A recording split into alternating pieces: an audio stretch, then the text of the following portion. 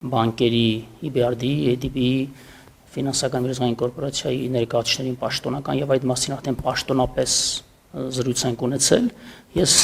ինձ թույլ տամ նաեւ եթերում այդ մասին խոսել, որ այո, դա ուրեմն այն երևույթի մասին է, որ հեծը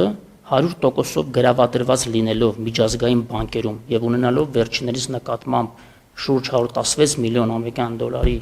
վարկային պարտավորություններ,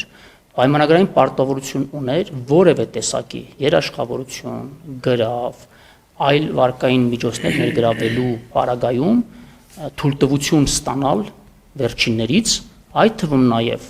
որոշակի սահմանաչափի դեպքում պարտավոր էր համաձայնություն ստանալ հանրային ծառայությունների կարգավորող հանձնաժողովից,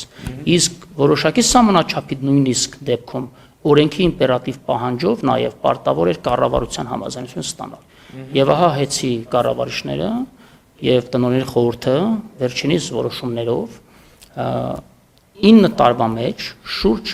691 միլիոն ամերիկյան դոլարի հասնող երաշխավորություններ են տրվել մի քանի տասնյակ տարբեր ընկերությունների, տաշիր ընկերությունների խմբի դարձյալ ուղղակիորեն աֆիլացված կամ անուղղակիորեն իրական շահառու հանդիսանալով եւ գրավադրելով առանց գրավի առարկայի իհարկե, բայց երաշխիքը ինքնին ենթադրում է գրավը։ Քանի որ երաշխավորության պայմանագրի մեջ արդեն նշված է, որ հեծը այդ երաշխավորությունների համար պատասխանատվություն է ստանձնել իր ողջ շրջանառու միջոցներով, գույքով եւ ամբողջ կարողություններով։